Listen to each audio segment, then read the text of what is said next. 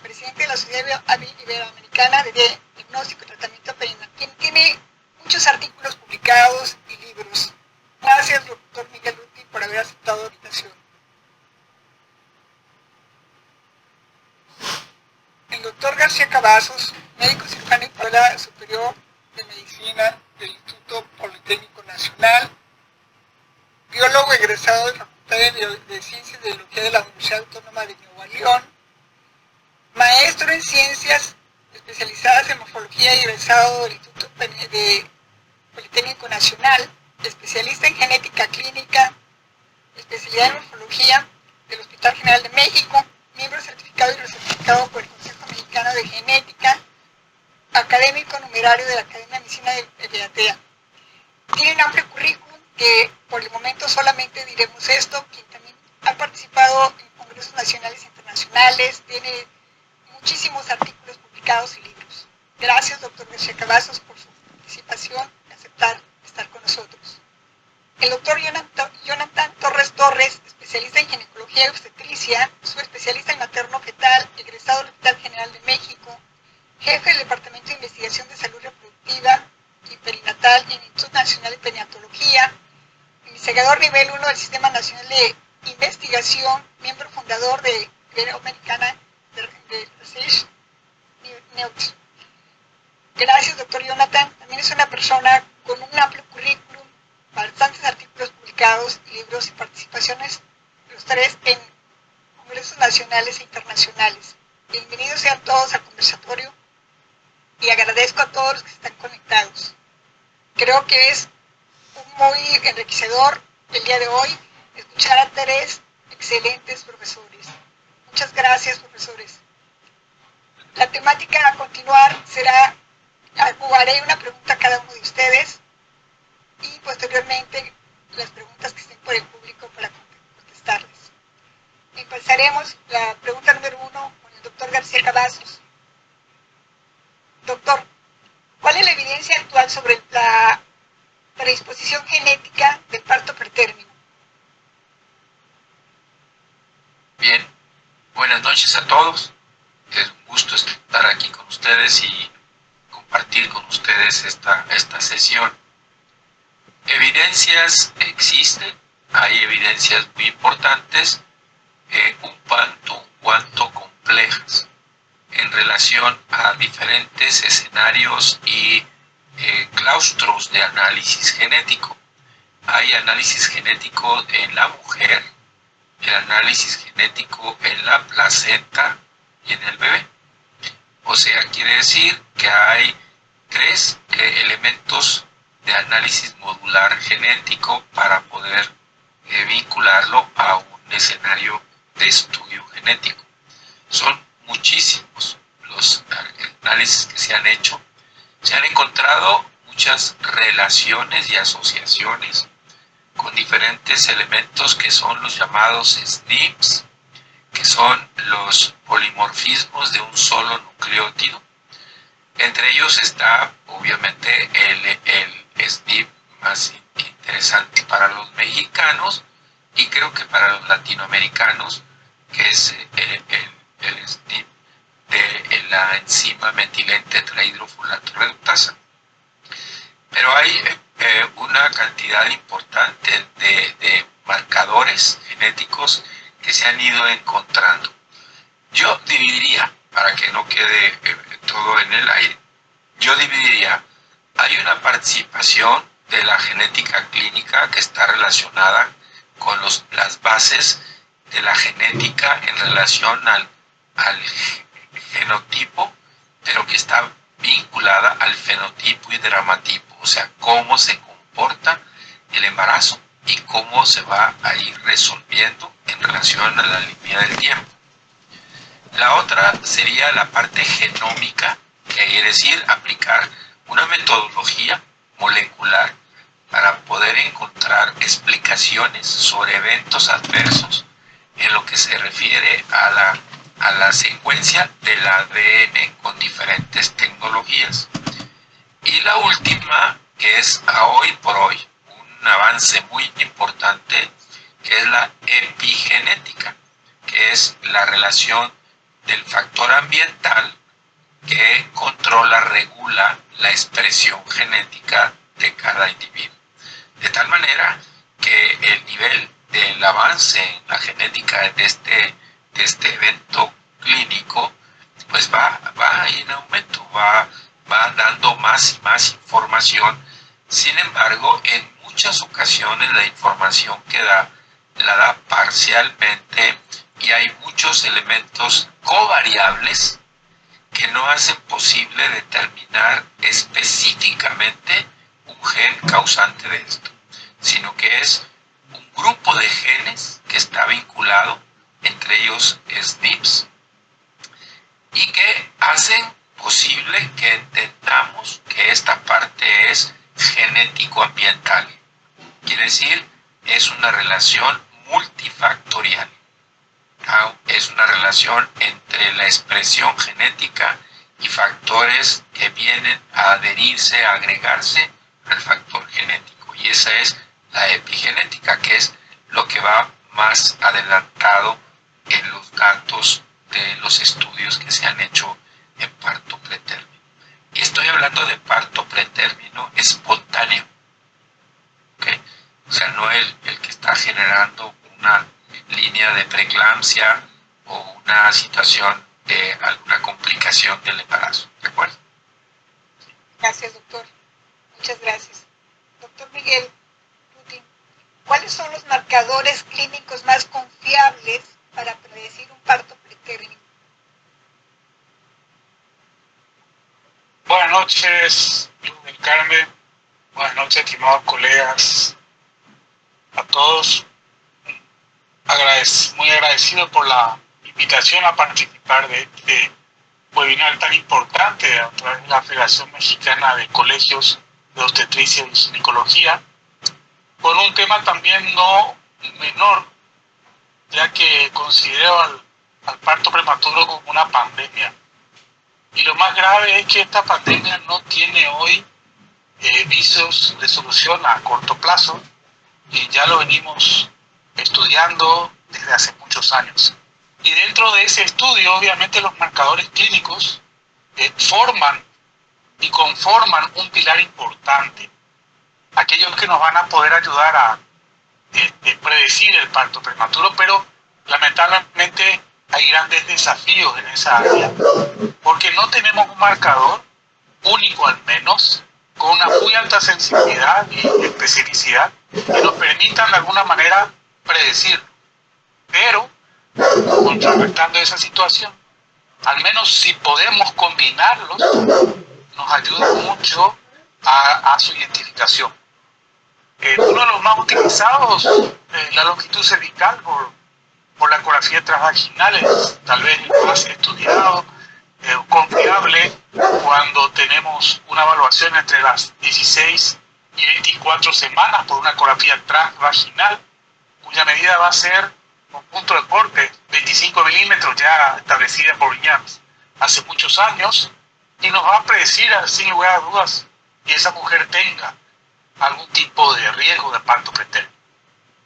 Otro que a veces nos olvidamos es la historia clínica obstétrica previa, donde tenemos un factor clínico muy importante, el antecedente de un parto espontáneo previo, sobre todo cuando este se origina antes de las 34 semanas, aumenta significativamente, sin lugar a dudas, el riesgo de embarazos similares subsiguientes, o bien aquella historia de incompetencia cervical, donde podamos tener unas pérdidas gestacionales tardías, pero tenemos que tomarnos la molestia de hacer un buen interrogatorio como para llegar a la conclusión de que efectivamente hubo una incompetencia cervical en ese sentido.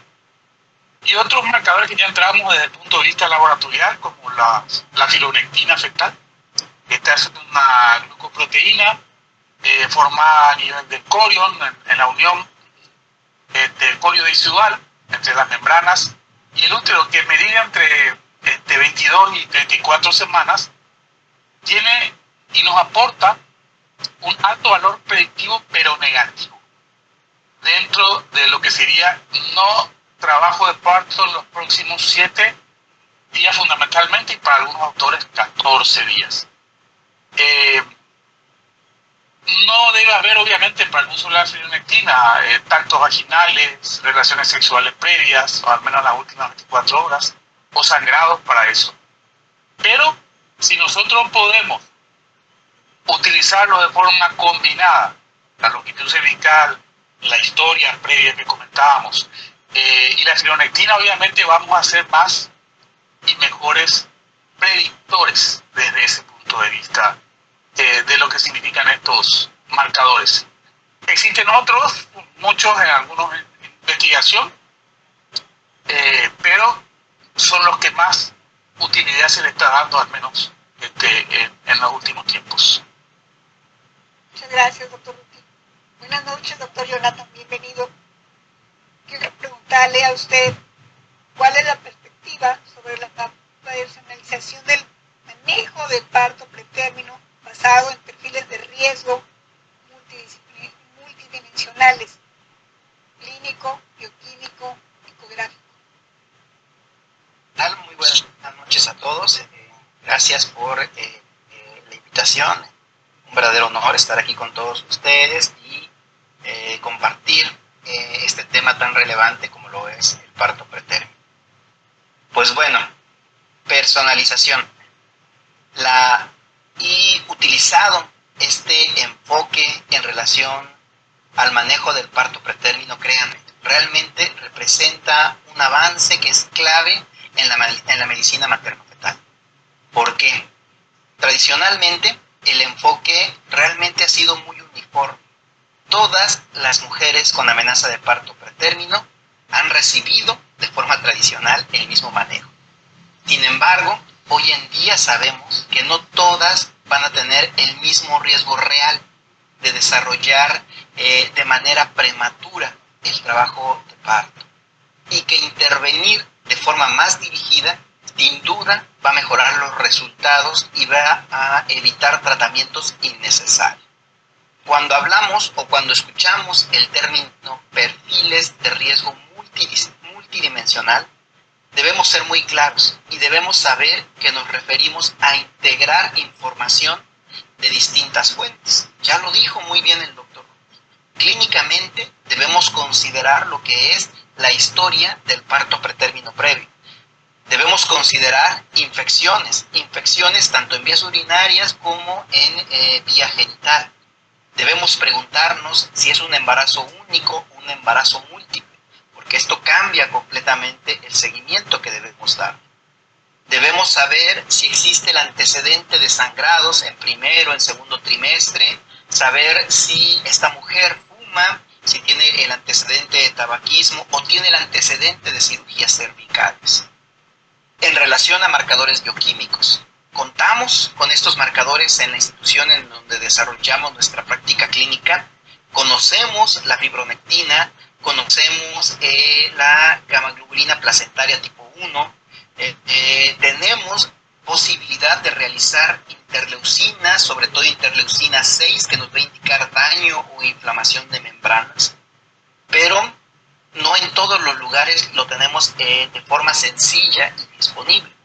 Lo que sí podemos tener de manera mucho más amigable, y que hoy en día todo médico que ve a una mujer embarazada tiene que tener la capacidad para lograr hacer una longitud cervical con una capacidad suficiente como para decir: tengo una longitud cervical menor a 25 milímetros, si es que no tiene el antecedente de parto pretérmino, o 20 milímetros si tiene el antecedente de parto pretérmino, para poder decir: voy a meterlo en un algoritmo y asociarlo a alto riesgo. Está tunelizada esa longitud cervical, o que sean capaces de identificar signos ecográficos de una coriamnionitis subclínica. Si nosotros logramos combinar esta información, tanto clínica, tanto biomarcador bioquímico como ecografía, créanme, vamos a poder estratificar el riesgo de manera mucho más precisa. Por ejemplo, si tenemos a una mujer que ya diagnosticamos con un cuello uterino corto, recuerden, puntos de corte menos de 25 milímetros, sin antecedente de parto pretérmino,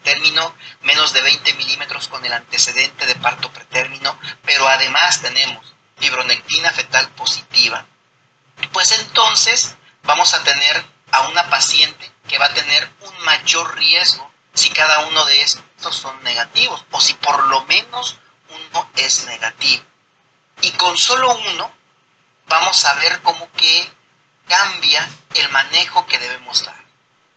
Esto es que este tipo de enfoque va a reducir la sobremedicación en mujeres que no lo necesitan, porque no son recetas de cocina y eso debe quedar muy claro.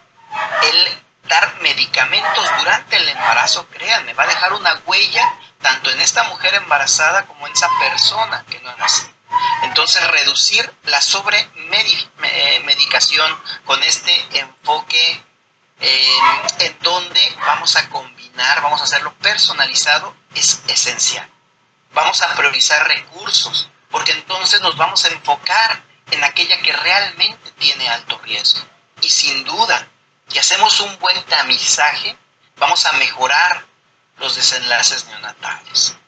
Algo muy relevante en esto es que recuerden, la mejor evidencia es aquella que nos van a brindar las revisiones sistemáticas y metaanálisis de ensayos clínicos aleatorizados. Existe uno excelente del 2023 que, si mal no recuerdo, es de Ferreira, en donde se analizaron 56 estudios para poder saber qué modelo era el que mejor predecía el parto pretérmino. Pues, ¿qué creen? Existen estudios que tienen un área bajo la curva tan pobre como es el 59%. Pero existen estudios tan buenos, por así decirlo, que tienen un área bajo la curva del 95%.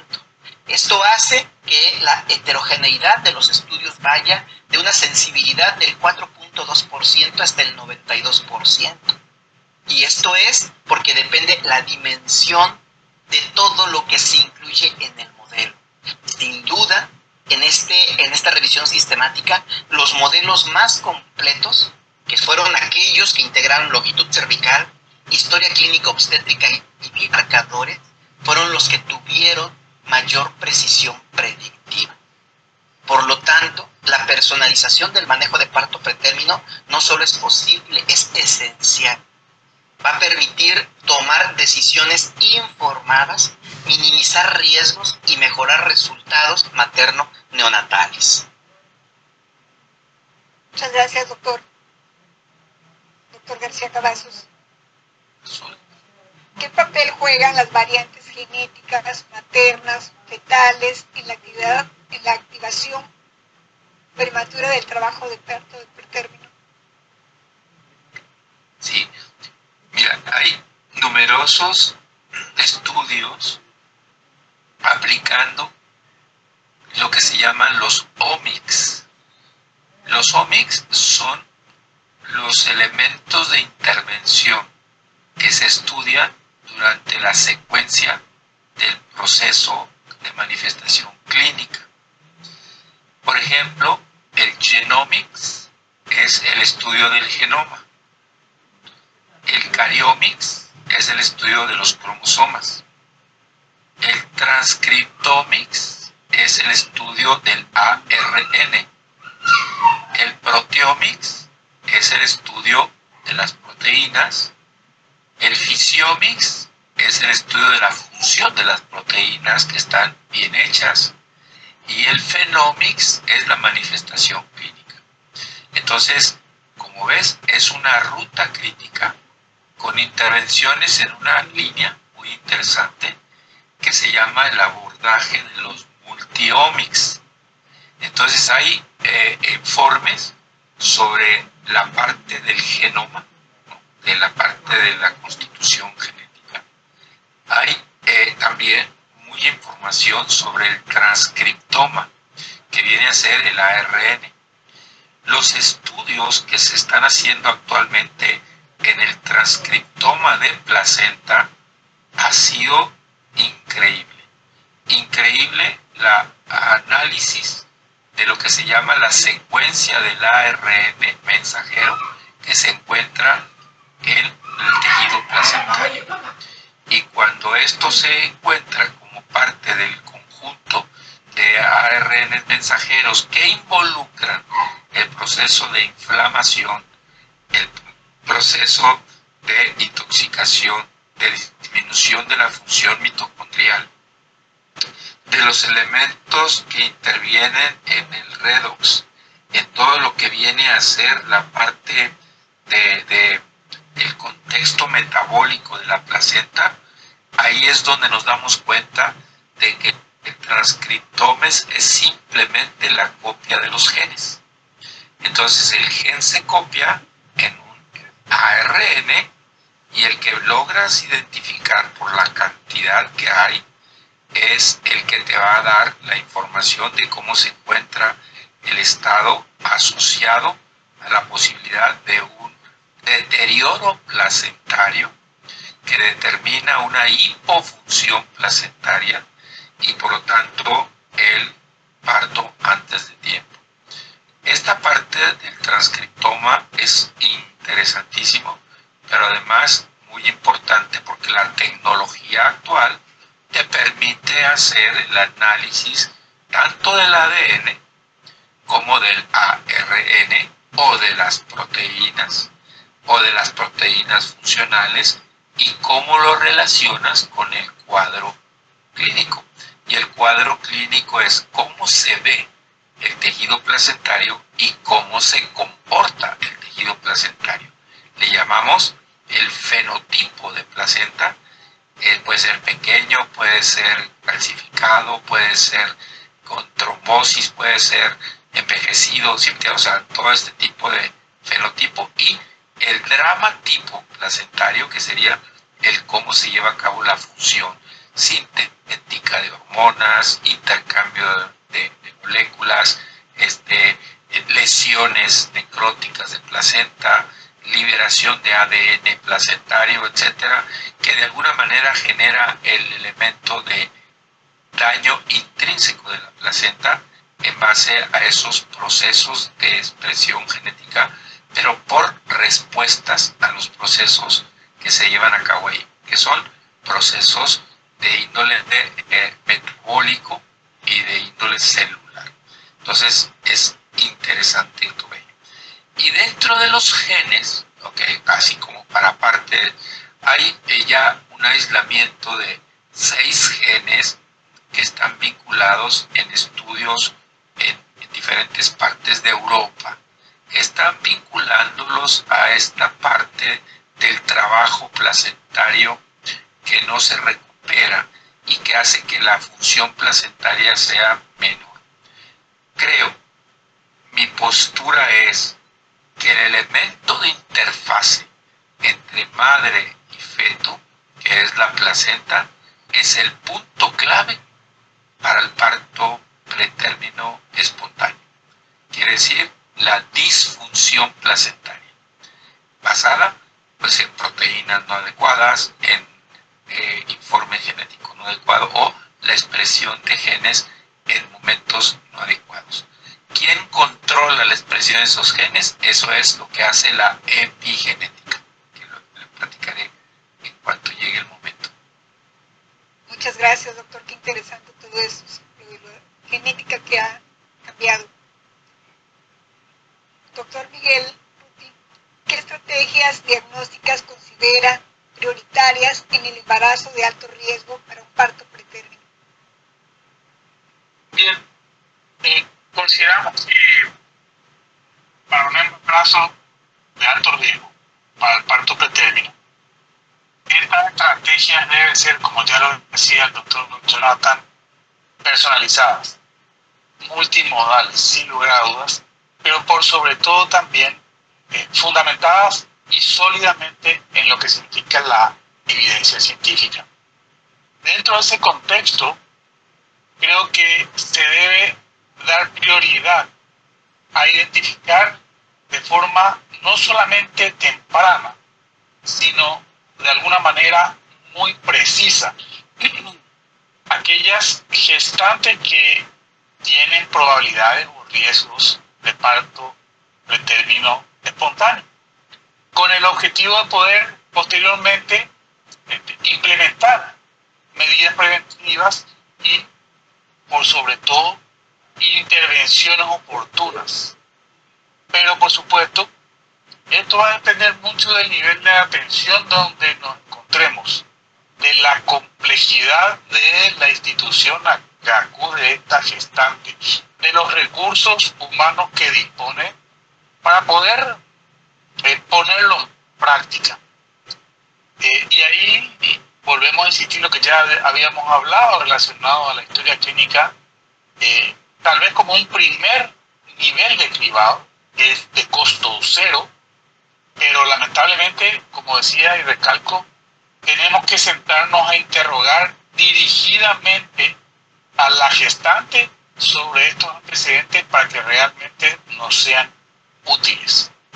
La otra situación que para mí es fundamental es el cribado universal a través de la ecografía transvaginal, lo cual hoy ya no se duda de esa necesidad de que sea realmente universal para poder pesquisar aquellas que se encuentran con un cuello más corto e inclusive sin ningún tipo de sintomatología, y obviamente ofrecerles ahí de forma temprana y oportuna una alternativa que lo podemos conversar más adelante. Y si inclusive disponemos de los biomarcadores, ya lo mencionó también muy bien el doctor Jonathan, a la microglobulina placentaria, perdón por dar un nombre comercial, no tengo ningún conflicto de interés, pero el que más conocemos es el Partoshur, que va a ser esa glicoproteína que es específica del embarazo, ya que va a estar producida a nivel de la decidua y el amnios, con lo cual sabemos que si está presente en el líquido amniótico, que lo está de hecho en mayores concentraciones a lo que es la secreción vaginal, podemos determinar de que hay como, por llamar de alguna manera, microfugas de líquido amniótico, o bien hay al menos una alteración en toda esa interfase entre el útero y la membrana, nos está dando un aporte de una alta especificidad, con lo cual obviamente reducimos los falsos positivos, las internaciones innecesarias. Y esta globulina inclusive tiene un mayor valor predictivo positivo que lo que es la fibronectina fetal. Claro, el problema es costos y no está accesible a todos, pero al menos con estas dos primeras que hablábamos, de lo que es el interrogatorio, la historia clínica, asociada a una ultrasonografía que debe ser sin lugar a dudas universal, estamos cubriendo un gran abanico de alternativas para un mejor diagnóstico. Y la tercera o cuarta pata en esta multigénesis de lo que significa el parto prematuro, la infección. Infección o inflamación intramniótica que hoy podemos eventualmente a través de la interleuquina 6 poder conocer la respuesta inmune, inflamatoria o inclusive hematopoyética que tiene esta citoquina proinflamatoria, que va a estar muy relacionado a la corionitis subclínica y a la infección intramniótica, con lo cual va a estar finalmente desencadenando el parto prematuro. Por lo tanto, utilicemos lo que dispongamos. Cuanto más aportamos a nuestro conocimiento desde el punto de vista de los factores de riesgo, mejores resultados vamos a tener, pero lo importante es poder al menos utilizar algunos de ellos si es que no disponemos de todos. Muchas gracias, doctor Ruti. Doctor Jonathan, ¿qué protocolo recomienda para la administración de esteroides, sulfato de magnesio en partos pretérminos? Ok, esa es una excelente pregunta, de verdad. Todos sabemos que los corticoides y el sulfato de magnesio son dos herramientas clave en el manejo de parto pretérmino. Pero debe quedar así clarísimo que no deben usarse en todas las pacientes. O sea, toda paciente que tiene amenaza de parto pretérmino, no debemos indicarles corticosteroides o sulfato de magnesio de forma rutinaria.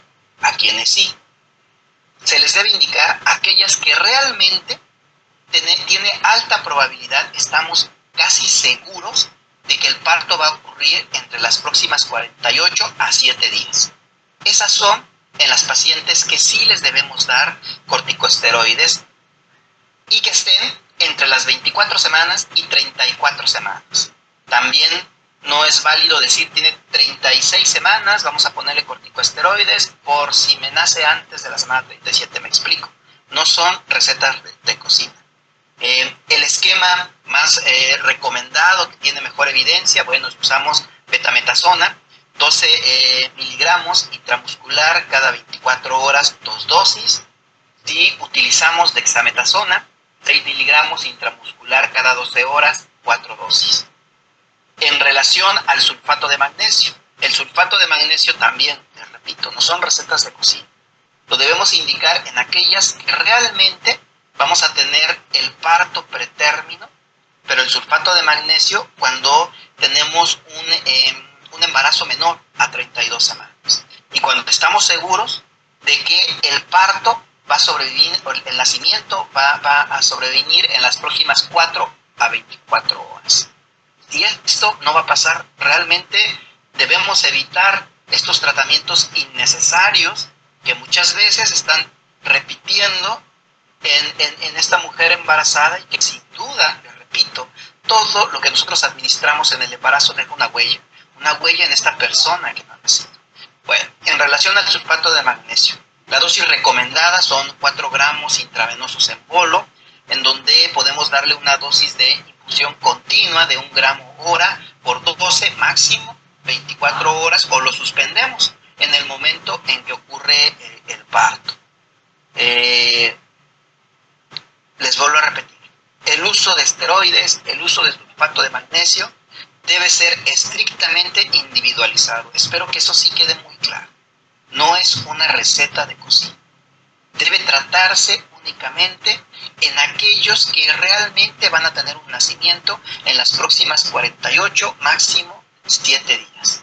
Porque exponerlos es exponer, si estamos dando de forma indiscriminada estos medicamentos, es exponer tanto a la madre como al feto y al recién nacido a riesgos innecesarios, en donde se pueden tener consecuencias a largo plazo, como es en el desarrollo neurológico. Entonces, realmente debemos tener precisión clínica. No es un tratamiento rutinario. Muchas gracias, doctor, por estas aportaciones tan específicas. Doctor García Cavazos, ya nos habló usted un poco, pero le voy a preguntar, ¿qué aportes ofrece la epigenética en la comprensión del parto pretérmino? Sí, Carmen, con mucho gusto, y creo que es un eje central de la charla de hoy. La epigenética surge en grandes oportunidades a principios del año 2003-2004 y va evolucionando, ya estamos en 2025. ¿Qué es la epigenética? La epigenética es aquella disciplina que me explica cómo es posible que tu material genético no cambie, o sea, no sea alterado.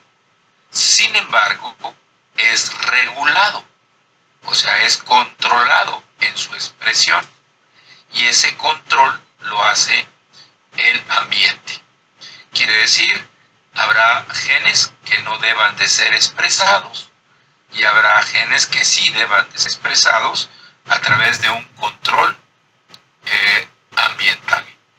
Este mecanismo es tan interesante, y hablando de aquí, de los latinoamericanos y especialmente mexicanos, es que el mecanismo regulador de la expresión genética a niveles maternos, fetales o placentarios está determinado por mecanismos muy especiales, entre ellos el eje fundamental, el diálogo entre el ADN y el ambiente, es la metilación. ¿Qué quiere decir la metilación? Quiere decir un carbono con 3 hidrógenos que se une a diferentes moléculas celulares, entre ellas el ADN a nivel de la citosina y esa zona donde se une el grupo metilo se apaga, o sea, se silencia. Y por otro lado, la acetilación y desacetilación de las histonas, que es otro mecanismo controlador de la regulación, más mecanismos adyacentes como son los microRNAs y como son la longitud del telómero y la expresión genética diferencial materna o paterna. Sin embargo, el eje fundamental es la metilación, por lo cual en este momento se puede medir el metiloma, o sea, quiere decir la concentración de metilos que puedas tener tú en la sangre o en el tejido. Y este metiloma te da razones de hipometilación, o sea, poco control epigenético, hipermetilación, mayor control epigenético, o normal, ¿no? Ese es un mecanismo del futuro inmediato. Pero ¿qué hace el grupo metilo?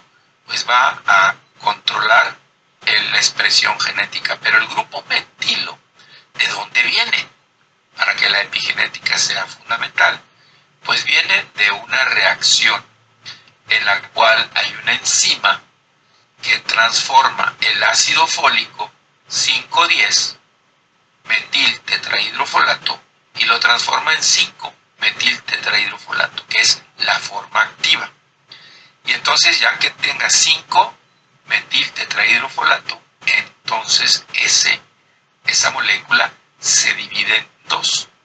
Una, el grupo metilo, que se pega a la homocisteína, y el grupo THF, que es el tetrahidrofolato, que va a dar ADN, o sea, ayudar a formar ADN, por lo tanto, a la replicación celular.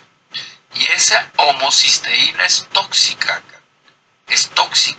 necesita controlarse, por lo tanto necesita metilarse. Entonces, muchos de los mecanismos de toxicidad celular por metabolismo no adecuado de ácido fólico genera hiperhomocistinemia, que es tóxica y que genera modificaciones celulares muy importantes. De tal manera que el ácido fólico que siempre hemos utilizado, el 5,10, ¿no?, necesita la enzima para hacer 5. Pues ahora ya no. Ahora ya el nueva fase terapéutica es que ya hay 5. Ya está en la parte terapéutica farmacológica el 5 directamente. ¿Por qué?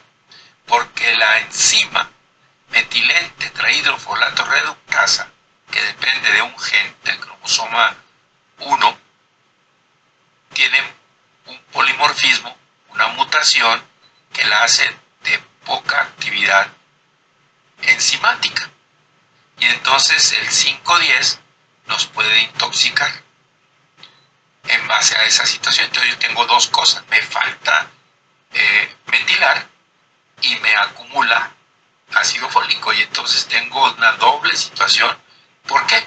Porque el 50% de los mexicanos tenemos una mutación para el gen de la enzima metilén tetrahidrofolato reductasa, y el 30% de nosotros como población en todo lo que es la República, el 30% tiene doble mutación, doble mutación. O sea, ¿qué quiere decir? Que la epigenética, el reloj epigenético en los mexicanos tiene cierta situación inherente, por lo cual es muy importante la suplementación del ácido fólico. Es fundamental en el manejo de la epigenética humana, y más en los mexicanos con este trastorno. Y nos explica muchas complicaciones, y en este caso nos explica también el área de precipitar preeclampsia, porque la homocisteína es tóxica para el endotelio vascular. Y por otro lado, nos explica el parto pretérmino, ¿no?, como una consecuencia o bien como un elemento de daño al tejido placentario.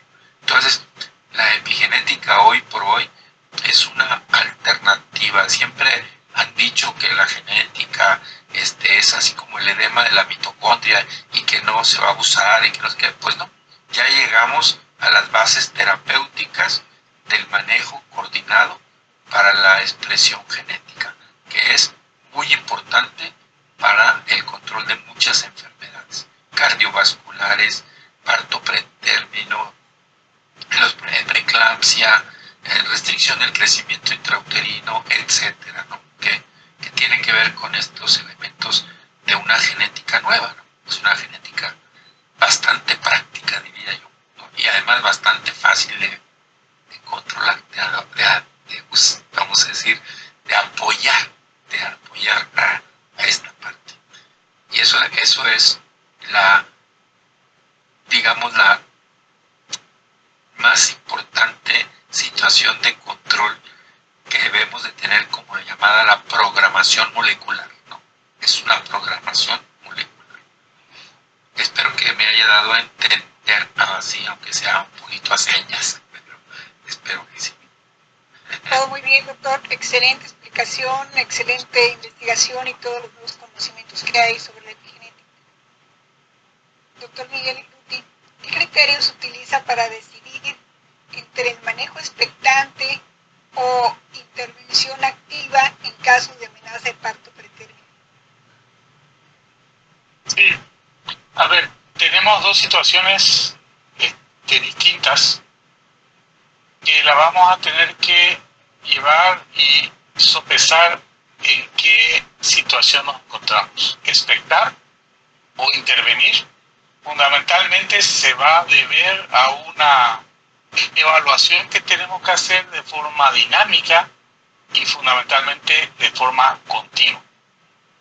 Considerando que muchas amenazas de parto prematuro no terminan siendo tales, pero con aquellas que realmente lo son, tenemos que pensar que nuestro objetivo va a ser optimizar aquel momento del nacimiento para, sin lugar a dudas, reducir la morbilidad y mortalidad neonatal sin exponer a ese feto a complicaciones que puedan ser consideradas como evitables. En ese contexto, una de las más importantes es la edad gestacional. No es lo mismo un feto de 24 semanas que otro de 34 semanas. Aquel que esté por debajo de las 23 semanas va a depender mucho de la situación de la neonatología, de la conversación que tengamos o de la interacción que tengamos con los padres, con neonatología, para poder darle o no un manejo expectante o un manejo activo y a veces hasta un manejo paliativo, dependiendo de la situación. Si nos encontramos entre 23 y 27 semanas, estamos acercándonos a esa situación de una línea tan delgada como es difícil de definirla como límite de la viabilidad, en la cual obviamente vamos a tener que individualizar cada caso, personalizarlo como tal, para poder obtener ese objetivo final, la optimización del parto que estábamos mencionando. Y si seguimos avanzando entre 25 semanas o 26 y 34 aproximadamente, sí se debe hacer una intervención activa. Ya tenemos evidencia de que esto sí es muy favorable desde el punto de vista neonatal. Y por encima de las 34 semanas ya sospechamos de madurez y obviamente el beneficio de extender el tiempo intrauterino va a ser mucho menor a que si tenemos menos semanas. La otra coyuntura que también tenemos que analizar es en qué condiciones se encuentra el cuello uterino. Si a través de un tacto vaginal, obviamente tenemos más de 2 centímetros de dilatación, un borramiento que puede ser significativo, entonces amerita una intervención mucho más activa ante esta condición.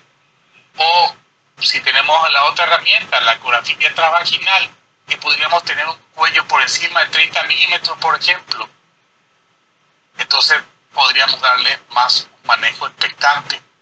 O en aquellos casos que tenemos un cuello menor de 25 milímetros, pero una gestación que se encuentra, o mayor de 25 milímetros, perdón, y una gestación que se encuentra sintomática, también entonces le vamos a dar un manejo más activo, ya que tendríamos que considerar esa condición. La tercera condición que creo que hay que considerar también es la dinámica uterina. Y considerar eso a las contracciones que sean realmente regulares, pero por sobre todo que produzcan modificaciones cervicales, ya que si esto no se produce, aunque estén presentes las contracciones, no estamos ante la presencia de un verdadero parto pretérmino. Y son las causas de muchos ingresos a hospitalización que realmente no son necesarias como tales. Y la mejor alternativa es ahí la expectación, observarlo durante las próximas al menos 2 horas. Y si observamos que hay modificaciones cervicales, eventualmente, entonces sí podríamos pasar a un manejo más activo. Pero si no constatamos modificaciones cervicales o se constata una variación mínima desde el punto de vista de la longitud cervical, entonces podríamos considerar más un manejo conservador. La otra condición aquí también para tomar una u otra conducta va a estar dada por las pruebas complementarias, si la disponemos como la fibronectina fetal, que ya hablábamos de su importante valor predictivo que tiene. Cuando esté negativa, va a tener un bajo riesgo de parto en los próximos 7 días y tal vez entonces la mejor opción sería un manejo expectante. Pero si esta es positiva, entonces sí vamos a considerar un manejo más activo. También hay que considerar los signos de infección o de probable coriomionitis, sean estas fiebre, taquicardia, tanto materna como fetales, leucocitosis, dolor uterino o irritabilidad a nivel uterina. Cuando tenemos una sospecha alta o una infección confirmada, por supuesto que la intervención activa es la que se va a necesitar, inclusive en edades gestacionales menor a las 34 semanas. Y no olvidar también el estado de las membranas, ya que estas, si se consideran íntegras, se pueden considerar dentro de lo que es el contexto de los otros parámetros que estamos mencionando. Ya lo dijimos, un manejo conservador a través de la vigilancia, o si realmente hay una rotura prematura de las membranas, bueno, pues ya entramos a un protocolo específico para la intervención de la misma y nos vamos a guiar por eso también.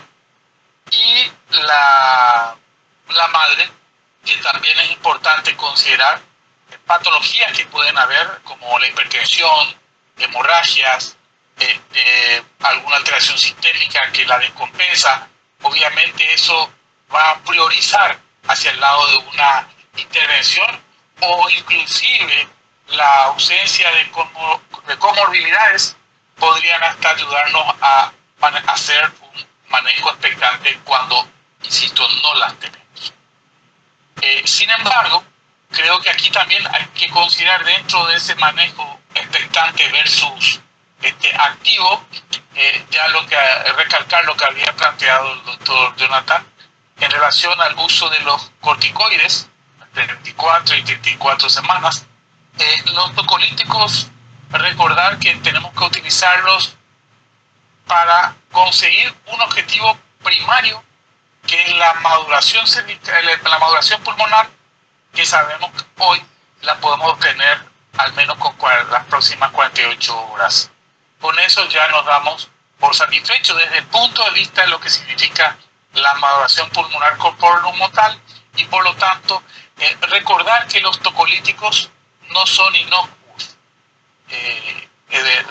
Tenemos de distintos tipos, pero son todas drogas que de alguna manera pueden traernos algún tipo de inconvenientes tanto a nivel materno como fetales, y por lo tanto su uso debe estar muy restringido en estas primeras 48 horas para conseguir este objetivo primario de la evaluación pulmonar. Lo mismo nos sucede con el sulfato de magnesio para la neuroprotección, que ya lo explicó muy bien el doctor Jonathan, o bien el uso de antibióticos en el caso de la rotura prematura de membrana, o bien ante sospechas de infecciones. Complementos que no hay una receta, se deberá tener este pool de consideraciones y obviamente personalizar la actuación, pero cualquiera de las dos condiciones, tanto expectante como activa, considerando todos estos requisitos para poder hacer un buen manejo de esa amenaza de parto prematuro. Muchas gracias, doctor Ruti. Doctor Jonathan, ¿qué papel juega la educación del paciente en la prevención del manejo de parto pretérmino? Bueno, eso es muy relevante. Si nosotros, el mejor conocimiento, o más bien la mejor prevención, es empoderar a la paciente. Si la paciente conoce que existen pruebas de tamizaje que van a ayudar a saber si tiene un mayor riesgo de desarrollar parto pretérmino, créanme, la paciente se lo va a realizar. Pero para esto es el saber educar a la paciente, el saber explicarle, el decirle, existen pruebas de tamizaje, pruebas de predicción que se pueden realizar entre las 18 a 24 semanas, como lo es la longitud cervical, y que van a colocarte en un riesgo de saber si tu bebé va a nacer antes de las 34 semanas. Les repito, en este sentido, lo más importante es empoderar de conocimiento a la paciente.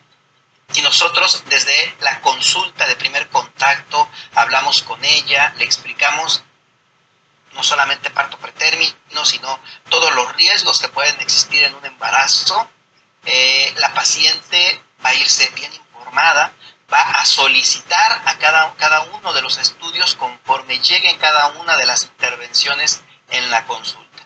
Por lo tanto, la educación al paciente sobre parto pretérmino es esencial. Debe ser una herramienta que debemos utilizar porque mejora la detección de los síntomas. Muchas mujeres no conocen cuáles son los datos de alarma, no saben identificar cómo es el tipo de contracciones. Si nosotros mejoramos la educación en relación a los síntomas, va a ser mucho más sencillo el que reconozcan los datos de alarma. Si nosotros empoderamos desde el inicio a la paciente, sin duda vamos a facilitar la adherencia al tratamiento, vamos a facilitar la adherencia al control prenatal. Por lo tanto, explicar de forma clara el motivo de cada intervención, el motivo de cada situación en la que vamos a realizar el tamizaje, sin duda va a mejorar el cumplimiento terapéutico. También el educar, el empoderar a la paciente del conocimiento va a reducir la ansiedad. Al reducir la ansiedad vamos a disminuir la liberación de cortisol, entonces nuestra paciente va a estar menos estresada. Vamos a mejorar desde ese punto de vista riesgos alrededor de este estrés alrededor de la paciente. Si nosotros la vamos empoderando a lo largo del control prenatal, vamos a promover cambios en el estilo de vida. Y créanme, cambiar el estilo de vida va a reducir riesgos. Por lo tanto, la educación también tiene que ir enfocada a modificar estilos de vida que van a incrementar el riesgo de parto pretérmino. Por ejemplo, el tabaquismo. El tabaquismo incrementa 3 veces más el riesgo de parto pretérmino. Igual que otro tipo de sustancias como lo es cocaína, como lo es heroína. Entonces, empoderar a la paciente sin duda va a mejorar el resultado en caso de que tengamos ya un parto pretérmino, porque vamos a actuar más rápido y al actuar más rápido vamos a reducir los retrasos en la atención. Muchas gracias, doctor Jonathan. Lo importante que es tener una buena comunicación médico-paciente. Doctor García Cavazos, ¿qué consideraciones éticas deben tenerse en cuenta al predecir parto pretérmino mediante análisis genético? No solo es que siempre llevemos la ética y la bioética delante de cualquier toma de decisiones, empezando con la toma de decisiones de la prueba que se va a realizar. Quiere decir, hay un análisis muy importante y muy consciente de lo que es aplicación de una prueba genética y debe de llevar consentimiento informado y debe de ser partícipe de que esa prueba se indique en razón del beneficio que puede tener el paciente. Si no lo va a tener y solamente es para datos de investigación o datos de conocer una circunstancia sin que le aporte un beneficio, vale la pena pensarlo 2 veces y poder determinar si se indica o no se indica. En estos últimos tiempos, cuando la biología molecular, la genómica, la epigenómica, la transcriptómica, la proteómica, todo, se está yendo a niveles tan altos de utilización, hay que llevar gran dosis de prudencia. No se pueden indicar pruebas genéticas así al ton y son, porque cuando encontremos el resultado, el manejo de ese resultado va a tener que ser manejado por un especialista que determine la forma del asesoramiento que van a tener estos pacientes. Tan sencillo como por ejemplo una de las pruebas que está ahorita en vías de aplicarse es la cuantificación de ADN y ARN en sangre materna, el cual se cuantifica para determinar daño placentario. La concentración de ADN y de ARN nos va a orientar a daño placentario tempranamente. Estamos hablando de concentraciones que van en 5, 7, 9 por ciento de ADN fetal libre o de ARN fetal libre en semanas tempranas, como 11, 12, y que de alguna manera ese ADN lo puede utilizar para hacer estudios genéticos. Actualmente ya no solo se conoce el grupo sanguíneo y el RH, más bien el RH, sino también se conocen enfermedades monogénicas. Ya se pueden ahí detectar enfermedades monogénicas. O se puede detectar mosaicismo placentario, que tiene también que ver con parto pretérmino. Y del RNA igual. Pero hay algunos marcadores que se pueden identificar en ese estudio molecular aplicando el secuenciador de la última generación sobre marcadores de neoplasias, marcadores de cáncer. Y entonces entras en conflictos de si vas o no a dar alguna información que vaya vinculada a esa parte. No la solicitaron, por lo tanto debemos de tener esa prudencia como tal. Sin embargo, hemos abierto una caja de Pandora. Ahora nos tenemos que aguantar. Ahora ya no solo es ocuparnos, sino más bien es atender las condiciones y aplicar los niveles de ética y bioética en el proceso de regulación de las pruebas genéticas. Esto es muy importante para que no se hagan pruebas por hacer, simplemente que tengan orientación y asesoría adecuada para que puedan ser aplicadas como tal. Es como si me preguntaran si yo quiero saber si tengo el gen de Alzheimer, ¿no? Entonces, ¿se lo quiere hacer? No, pues no me lo quiero hacer. No me lo quiero hacer. Y si lo tuviese, ¿qué voy a hacer? ¿No? ¿qué voy a hacer? Lo único que tendría que, o sea, no tiene razón, pues, ¿no? En ese sentido, excepto que si lo tengo, pues en la posibilidad de reproducción la puedo limitar, ¿no? Para que no lo transmita. Pero desde el punto de vista de la aplicación, tendríamos que charlar y ponernos de acuerdo cómo manejar este elemento de la ética y de la bioética en las pruebas genéticas, que son muy importantes. Muchas gracias, doctor. Excelente reflexión, porque a veces pedimos cosas que después no sabemos cómo interpretar. Sí, Así. Doctor Ruti, ¿cómo evalúa el impacto en la atención multidisciplinaria en el manejo clínico del parto pretérmino? Sí, esa atención multidisciplinaria, obstetras, materno-fetales, neonatólogos, anestesiólogos, infectólogos, la enfermería, psicólogos inclusive, forman un pilar estratégico, inclusive clínicamente relevante y muy eficaz en todo lo que significa el parto prematuro. Ese trabajo coordinado, integral y centrado en lo que es el binomio madre-hijo, va a redundar sin lugar a dudas en mejores resultados perinatales, en una mejor adherencia inclusive a las guías basadas en la evidencia y por qué no, la optimización también de los recursos que a veces en nuestros países son muy escasos. Ese trabajo conjunto multidisciplinario va a permitir una evaluación no solamente integral, sino también precoz de lo que es el riesgo obstétrico y perinatal. El obstetra, su función para identificar estos factores y realizar el tamizaje universal cervical. El neonatólogo, anticipando lo que puede ser las necesidades de una atención y aconsejando desde su punto de vista también a la madre y las repercusiones que uno espera.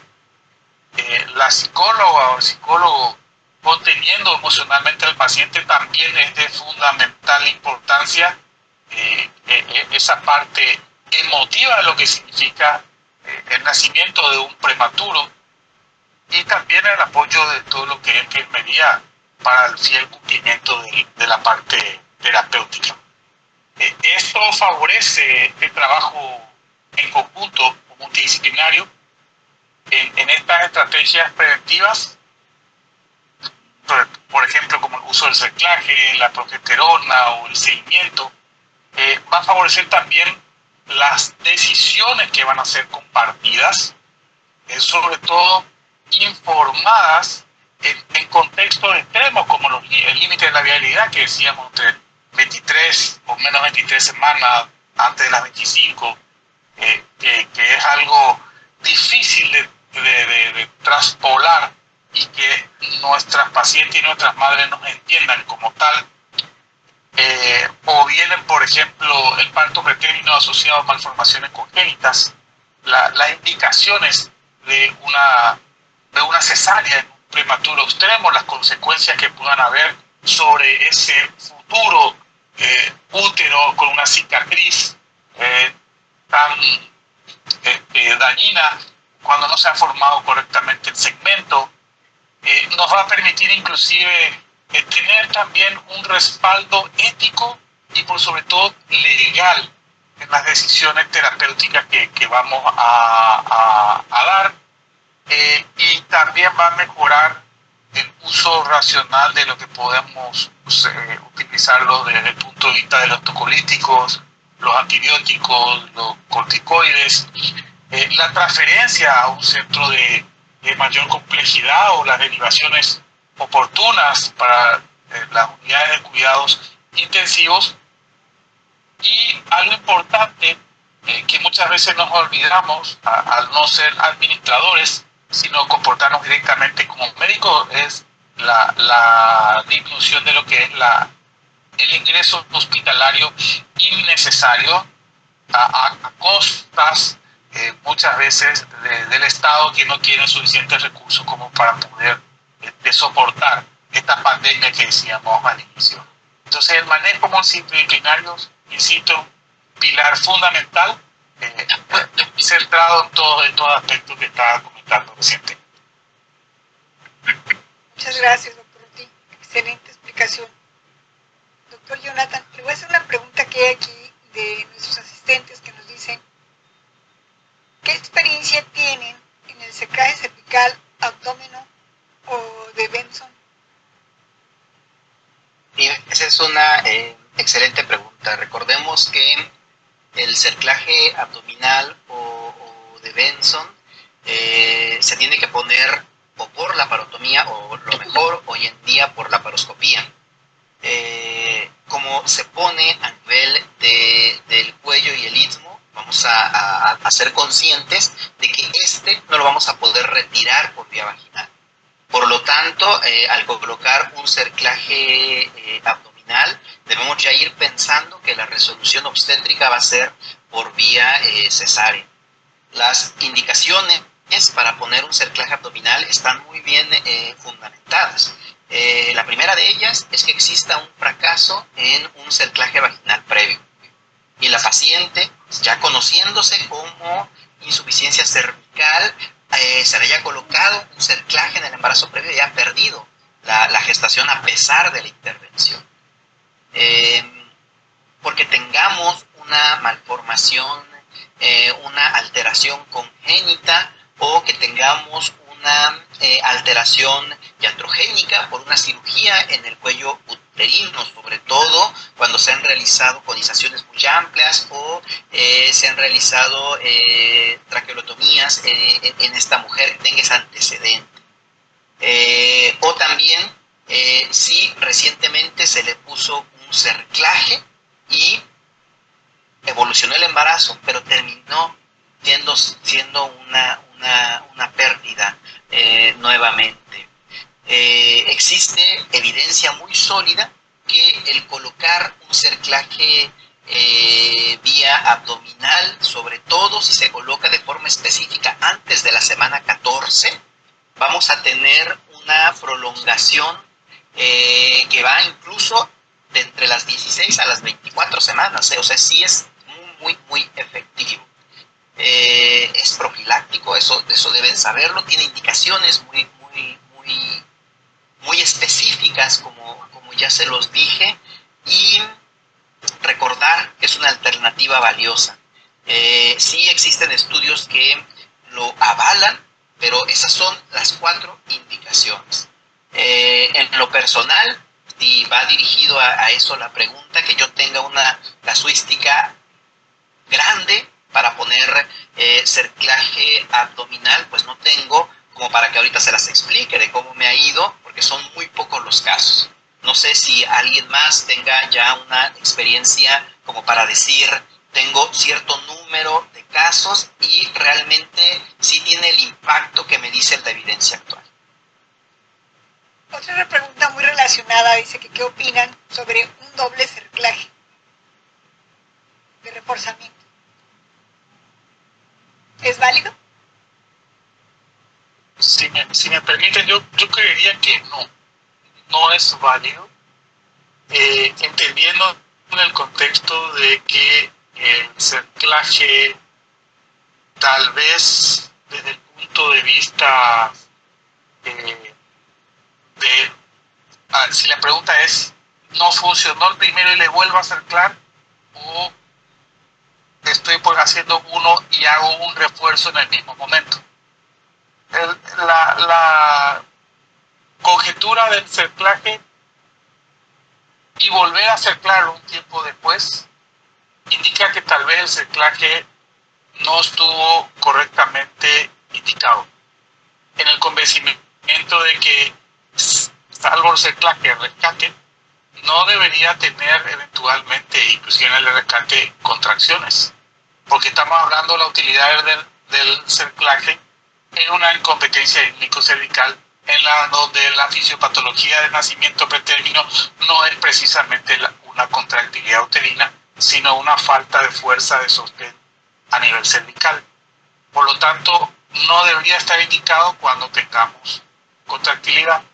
Sin embargo, cuando estamos haciendo un cerclaje, tengo dudas eventualmente de cómo quedó, podría ser, pero intentamos de que efectivamente hacer el menor daño posible con el cerclaje, porque quieras o no, lleva a ser una conducta terapéutica que tiene sus riesgos como cualquier otra actividad quirúrgica que tenemos, por lo tal hay que tener cuidado. Yo realmente no lo recomiendo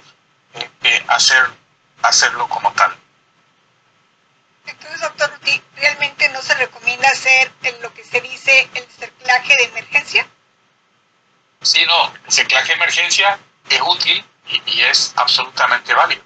La situación de lo que significa el cerclaje de emergencia, tenemos que entender en el contexto de un rescate. Cuando tenemos una dilatación cervical que está avanzada, donde están expuestas las membranas, pero no tenemos trabajo de parto activo. Esa es la gran diferencia. Sin la incompetencia ísmico-cervical tardía, en la cual no fue diagnosticada 18, 19, 20 semanas, y llegamos a la semana 25, 26, 27 o 28, y se presenta esta condición, está discutido la probabilidad de una incompetencia ísmico-cervical tardía, que por definición no correspondería. En esos casos, y vuelvo a insistir, membranas expuestas, dilatación avanzada, pero no hay trabajo de parto activo, sí se puede hacer, conociendo lo elevado del riesgo, ya que las membranas están expuestas, y sabemos que la rotura prematura de membrana es una de las complicaciones que vamos a tener, y si ya tenemos un pretérmino, le estamos condicionando a una mayor morbilidad por una situación de membrana rota. Entonces, no es no hacerlo, pero seleccionar adecuadamente a aquella paciente que puede beneficiarse del cerclaje de rescate. ¿Y qué opinan ustedes de la utilización de la progesterona micronizada vía vaginal o vía oral? ¿Cuál es la de mayor respuesta? Bueno. Sí, Jonathan, adelante. Ok, bueno, aquí recordemos, ¿no?, que hay criterios para utilizar la progesterona, ¿no? Aquí el criterio es un embarazo único, en donde realizamos el tamizaje de parto pretérmino en el ultrasonido morfológico entre las 18 y 24 semanas. La paciente no tiene el antecedente de parto pretérmino, pero tenemos una longitud menor a 25 milímetros. Aquí sí existe evidencia en donde ha demostrado que la utilidad de la progesterona vaginal, el utilizar progesterona vaginal, reduce el parto pretérmino antes de las 34 semanas, incluso hasta en un 45%.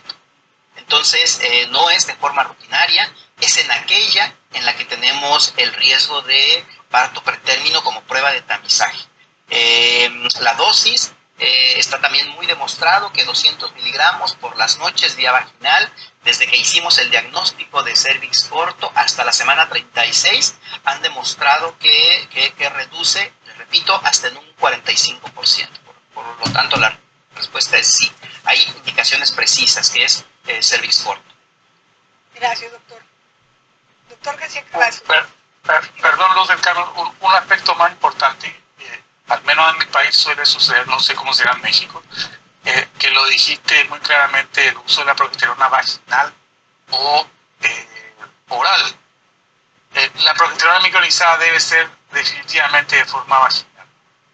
Y eso se debe a la biodisponibilidad que tenemos por el efecto del primer paso de la progesterona.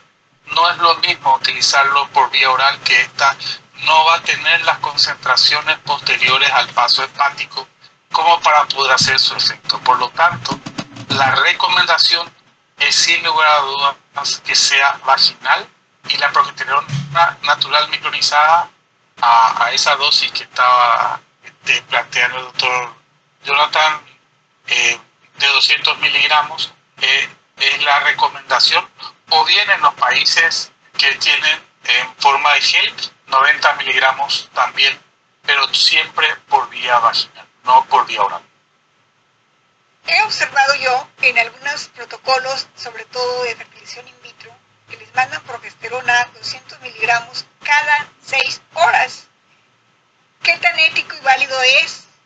No porque sea una fertilización in vitro, creo que cambia el concepto de un embarazo o de una gestación, que es una paciente a veces sin comorbilidad, como para darles estas dosis tan elevadas. ¿Qué opinan ustedes? De resumo, en contra. Absolutamente. Una tema de discusión con lo que hacen reproducción es la dosis de la progesterona. Y algunos colegas me dicen, no está de alguna manera normatizado por ninguna institución, pero todos lo hacen. Y no por usar más progesterona va a ser mejor. Con la suerte de decir, utilicemos a mansalva para ver si podemos mejorar todo ese proceso, pero la verdad que no tiene ninguna, a mi criterio, no tiene ninguna razón de ser. Si la dosis eventualmente de 200 microgramos es la dosis que aún no tiene un consenso mayoritario para todos, pero tal vez sea la dosis que más se ajuste a los beneficios que pueda dar esta progesterona, que nos va a permitir de alguna manera la quiescencia uterina, por un lado. Por otro lado, la disminución o la inhibición, mejor dicho, de la producción de prostaglandinas, modulando todo lo que significa la respuesta inflamatoria local a nivel del cuello, y haciendo a través de estas acciones como una acción anticontráctil o antiinflamatoria o antirremodelante cervical, si lo queremos llamar de alguna manera, que ya ha demostrado que efectivamente los valores que estaba comentando, los números que estaba comentando el doctor Jonathan, de 45% de reducción, es mucho y es valorable ese punto de vista. Pero no porque usemos mayor cantidad el beneficio va a ser el mejor, por un lado. Y por otro lado, a pesar de que la progesterona ha demostrado ser inocua, no es teratogénica, no tiene otros efectos mayormente demostrables, sí tenemos un efecto que también hay que considerar, que es un agente a largo plazo irritante. Y me disculpan por la expresión, pero a veces para que mis residentes puedan entenderles, puedo decir, no quisiera que mi vagina reciba esa dosis a largo plazo, porque va a terminar resintiendo, y la paciente lo dice, y ese tipo de irritaciones son muy difíciles de manejar desde el punto de vista estrictamente ginecológico, porque no es la dosis adecuada, con lo cual decía al inicio, estoy absolutamente en contra de esas altas dosis que no tienen ningún beneficio, y en el fondo, a largo plazo, tampoco sabemos si es que tiene alguna repercusión, como pensábamos que eran los corticoides, ¿no? Pero si es una vacuna nada más. Hoy los estudios ya nos dicen que sí hay algunos inconvenientes relacionados a la salud mental en estos niños que han sido expuestos a corticoides, con lo cual deja de ser una vacuna inocua y se comporta ya como un fármaco como tal. Y hoy la realidad es que la progesterona, en ese sentido, desconocemos lo que mañana podríamos estar conociendo de los efectos colaterales a muy largo plazo, que hoy no lo estamos viendo. No sé si yo entendí mal, a ver, en relación a esto de FIPTE, de por qué biología de la reproducción se da cada 6 a 8 horas, pero quiero pensar que la pregunta va enfocada en las primeras 10 semanas, algunos centros de biología de reproducción 12 semanas, ¿cierto? Es ahí, no durante todo el embarazo. Sí, sobre todo que dan dosis muy altas en las primeras 12 semanas. Ok, bueno, aquí recordemos que en un FIPTE, y aquí ojalá y podamos empezar a platicar un poco más. Podemos considerar que en una transferencia de embriones, si no tenemos una concentración adecuada de progesterona, el endometrio puede volverse no receptivo o tener una asimetría en su crecimiento, en su desarrollo, de cómo va cambiando este endometrio a ser un endometrio funcional, que vamos a conocer como deciduo y que tiene que tener capas muy bien distribuidas, ¿no? Entonces, esto puede llevar a un fallo en la implantación, que en biología de la reproducción se conoce como un aborto bioquímico, en donde teníamos una prueba y de repente pues nada, ¿no? O sea, ya se perdió el embarazo. Es por eso que en estas primeras, les repito, no sé, 10 semanas, máximo 12 semanas, se llega a administrar progesterona de vía vaginal cada 6 horas, les repito, porque no hay, para que se entienda, un cuerpo lúteo funcional que produzca esta progesterona para volver receptivo este endometrio. Y entonces es por eso que se debe suplementar de manera exógena, ¿no? Les repito, no son recetas de cocina, para este caso sí debe tener una indicación y pues bueno, ¿no? Aquí, no sé, la recomendación es sí, darla de estas dosis, pero el objetivo es diferente. No es para prevenir parto pretérmino, eso sí debe quedar muy claro. Son objetivos de uso de progesterona completamente diferentes. No sé si yo lo había entendido mal. No, sí, gracias. Estoy de acuerdo contigo. Yo divido también el contexto en ese sentido. De que hay que darlos, estoy de acuerdo. Fisiopatológicamente es correcto lo que están planteando. Mi preocupación es la dosis. Y si uno investiga cuál es la dosis ideal desde el punto de vista después de una FIP, no hay. Es lamentablemente la receta de cocina del biólogo de la reproducción, que decide, bajo su experiencia, si va a usar 600, 800, 1000 o 1200. No hay un estándar, una guía en reproducción, al menos hasta lo que conozco, que establezca esas dosis. El uso, estoy totalmente de acuerdo. Mi preocupación es en el exceso del uso, aún en esa indicación puntual. Sí, tienes toda la razón. De hecho, sí está lo único en donde se han basado y que es lo que mejor evidencia tiene, es que cuando se tiene un nivel subóptimo de progesterona, pero a nivel endometrial, que es lo que se debe realmente analizar para estas situaciones. Por eso les digo, es muy diferente el utilizarla para parto pretérmino para lo que se está utilizando, que es mejorar el endometrio. Bueno, el nivel subóptimo son que sea menos de 10 nanogramos mililitro. Para llegar a esa concentración, tienes razón, no hay un consenso.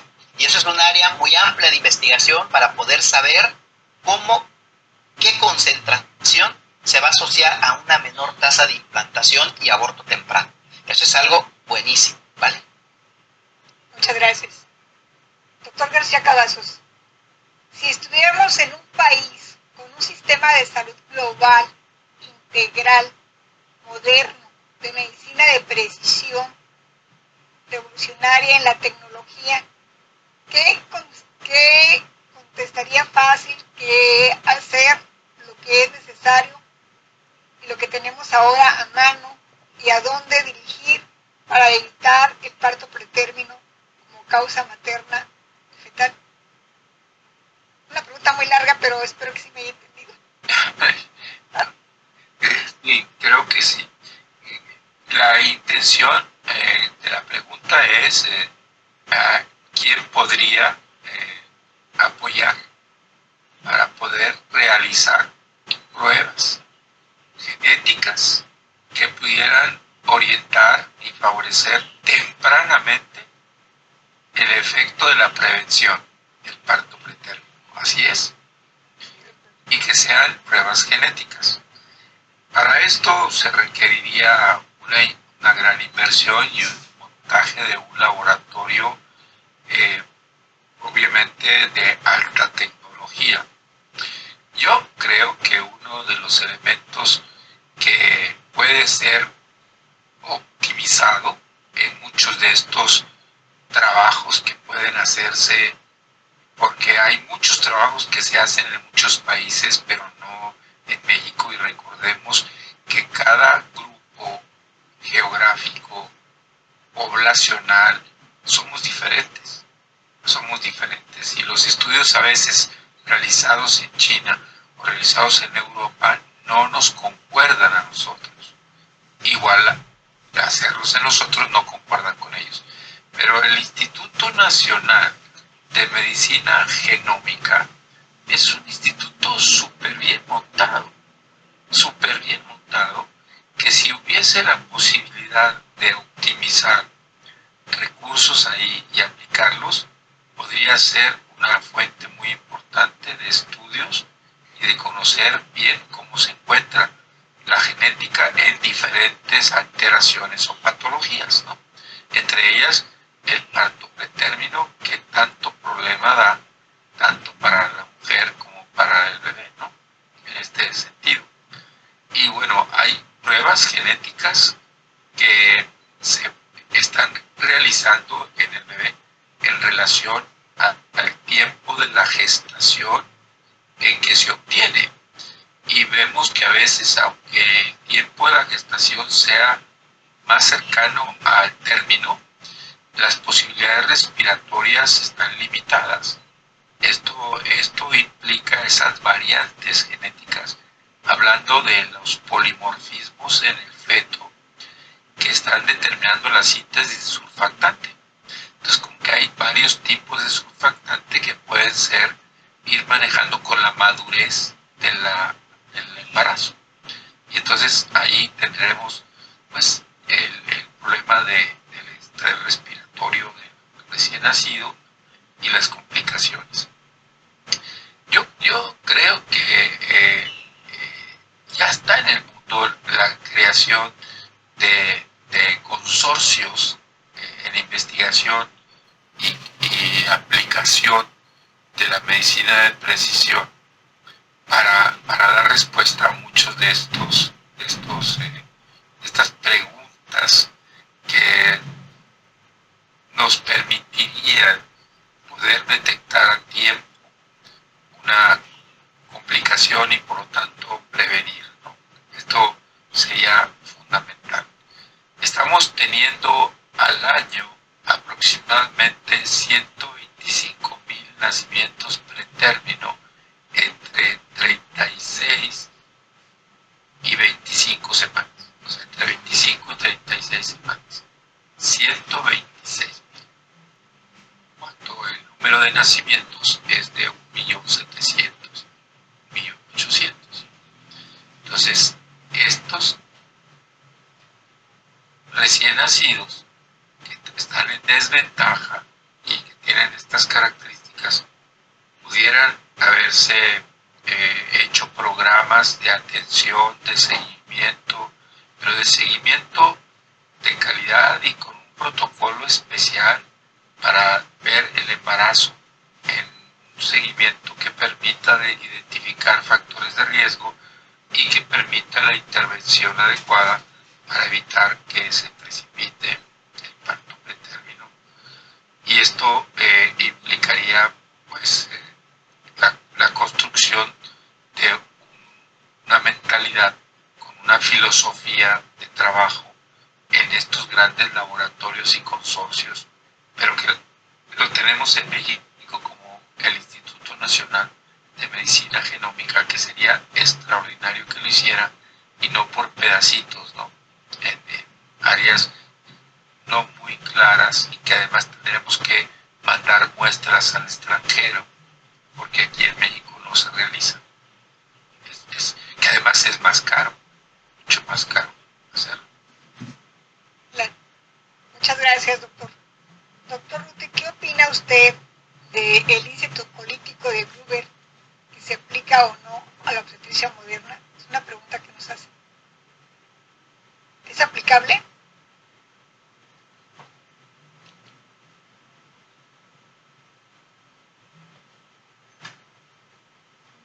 ¿Tiene apagado el...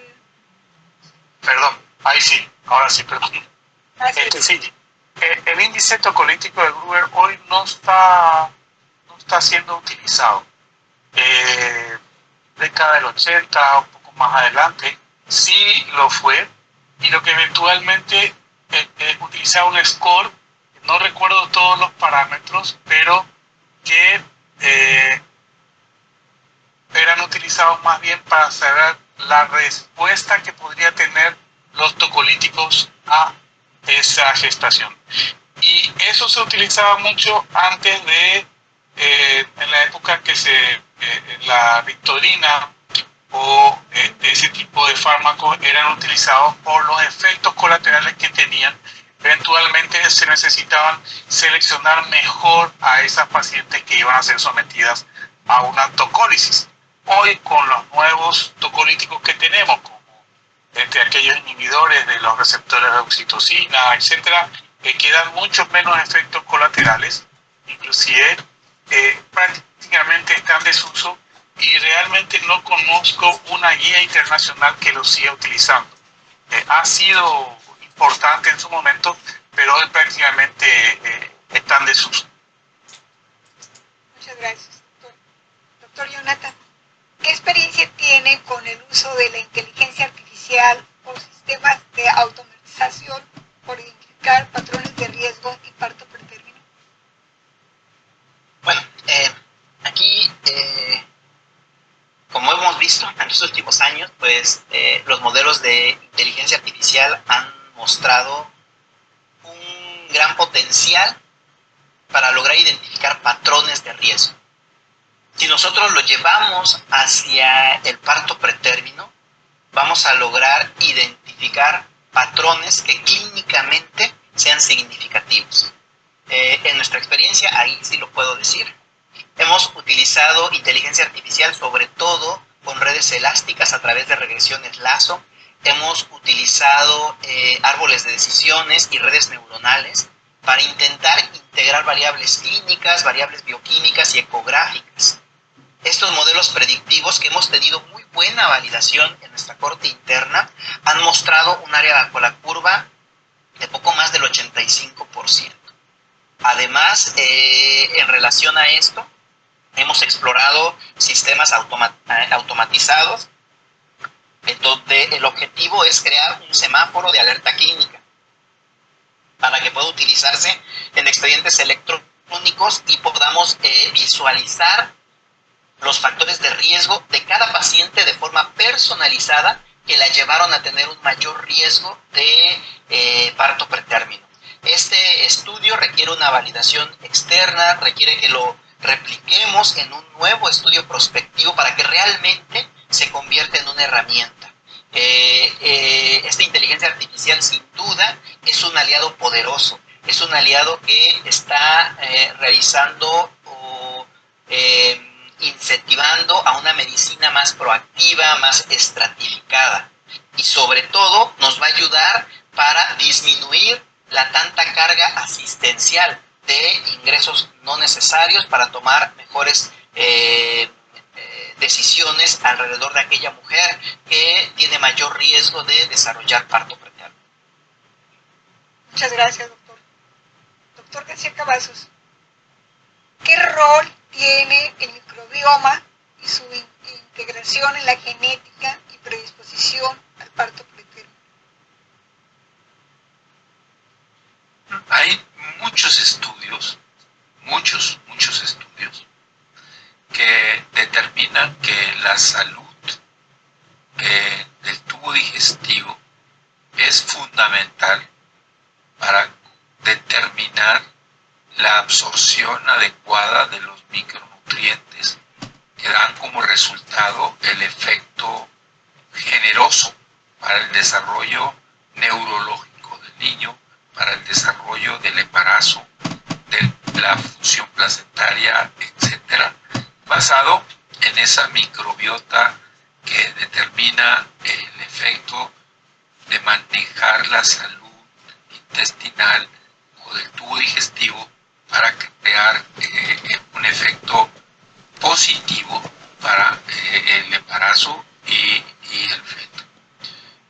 La verdad es que manejar, controlar, proteger la microbiota es fundamental, y no no solamente para el embarazo, sino también para la lactancia. Tiene mucho que ver también para los mecanismos de la lactancia materna, que dentro de la microbiota de la madre, pues implica el mejor metabolismo para dar apoyo a esta parte de la lactancia. De hecho, yo en lo particular manejo mucho todo lo que implica esa salud intestinal. De nada sirve que le demos los suplementos, que le indiquemos una nutrición adecuada si padece de colitis, si trae un problema de gastritis, si trae reflujo, si trae condiciones inestables de tubo digestivo.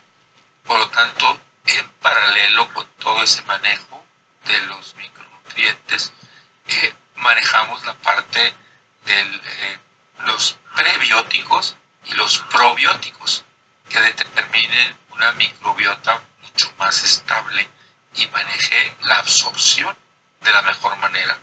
Entonces, sí es muy importante la salud del tubo digestivo, más en la mujer, en la cual se apoya en esa nutrición para favorecer el embarazo. Eso es fundamental. Muchas gracias, doctor. Doctor Lutito, ¿qué avances se han hecho en los programas de vigilancia domiciliaria con dispositivos portátiles para embarazadas de alto riesgo, el parto prematuro y el parto gemelar? Sí, a ver, se han hecho avances y estos avances están muy relacionados a la tecnología. Estos programas de vigilancia con dispositivos, por ejemplo, portátiles, parecería ser una condición prometedora en aquellas mujeres con riesgo de parto pretérmino. Pero aquí en el país por lo menos no disponemos, no desconozco si los habrá en alguna parte de Latinoamérica. Sin embargo, sí puedo adelantar que eventualmente sería como una monitorización de la dinámica uterina en el domicilio. Estos pueden ser inclusive, no todos, pero algunos pueden hasta llegar a determinar la frecuencia cardíaca fetal si la frecuencia y la duración de las contracciones o de los movimientos fecales son determinados, pero no así la frecuencia cardíaca. Y en la otra situación que está muy desde el punto de vista de la investigación intentando utilizarse son los kits domiciliarios de biomarcadores, como por ejemplo el de la fibronectina fetal o los demás que hay comercializados, pero para un autotest. Si bien todavía no están siendo muy bien utilizados, no han sido probados, existen, pero también hay que considerar que requieren de una capacitación adecuada para evitar la posibilidad tanto de los falsos positivos como de los falsos negativos, y eso eventualmente podría tener alguna justificación para zonas rurales o de difícil acceso a los centros hospitalarios, podría ser. Sin embargo, los costos son muy elevados, se necesita, como decía, una educación o una explicación previa a su uso, y eventualmente los riesgos que tendríamos, sobre todo los falsos negativos, porque las consecuencias van a ser parto prematuro, o los falsos positivos, que vamos a tener más sospechas, pero realmente no lo son. Por lo tanto, están en investigación, pero todavía no tienen una aplicación clínica, inclusive en países desarrollados donde eventualmente el acceso a este tipo de tecnología es mayor. En nuestros países, como decía, aquí estoy seguro que no, y en la gran mayoría de Latinoamérica también no los tenemos, pero podrían corresponder a una situación prometedora, pero aún estamos en pañales ante esto. Muchas gracias, doctor.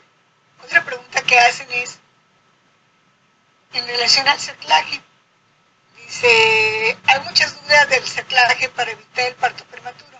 Primero, ¿por qué hacer un procedimiento? No es exento de riesgos, ni se tiene un diagnóstico previo en el embarazo de la incompetencia cervical, tampoco historias de pérdidas fetales previas, y menos aún con actividad uterina previa que han ocasionado dilatación cervical avanzada, que no es un fracaso predecible. Más si sabemos que los procedimientos no me van a tratar ninguna otra causa de prematurez, sino solo incompetencia cervical por el peso del producto. ¿Qué opinan ustedes? Hay muchas inquietudes sobre la aplicación y cuál es el mejor cerclaje y por qué ponemos cerclaje para evitar el parto preterno. Bueno, aquí primero, a quien realizó la pregunta, primero está en lo cierto en varios puntos, ¿no? El cerclaje no debe usarse de forma empírica o sistemática en todas las pacientes con cuello corto. El cerclaje solamente va a tratar una causa específica de parto pretérmino, que es la insuficiencia cervical mecánica. Tiene razón, es un procedimiento invasivo, es un procedimiento que tiene riesgo, y el riesgo es desde una ruptura de membrana, sangrado, infección. Además, pues es un procedimiento donde se va a colocar anestesia y todo lo que conlleva todo esto, ¿no? Por lo tanto, en ausencia de criterios claros, de una indicación real, tu uso puede ser un fracaso predecible, como bien se dice, ¿no? Cuando hacer un cerclaje profiláctico, por así decirlo, en mujeres que hayan tenido 2 o más pérdidas fetales tardías, es decir, entre las 13 y 24 semanas, que en estas pérdidas no hayan tenido trabajo de parto, no hayan tenido sintomatología, o que esta pérdida haya sido con dilatación sin dolor y una expulsión rápida del feto. Si tenemos ese antecedente, pues bueno, tenemos criterio bien definido, no es por lo que yo digo, sino son ya lineamientos basados en guías internacionales como la americana de la Sociedad de Medicina Materno-Fetal, como el Colegio Americano de Ginecología Obstetricia, como el Royal College con la guía NICE. O sea, ya son evidencias sólidas basadas en ensayos clínicos aleatorizados. Entonces, eso es una indicación por ponerlo por, llamémoslo, cerclaje histórico, por el antecedente de esto que tuvo la paciente.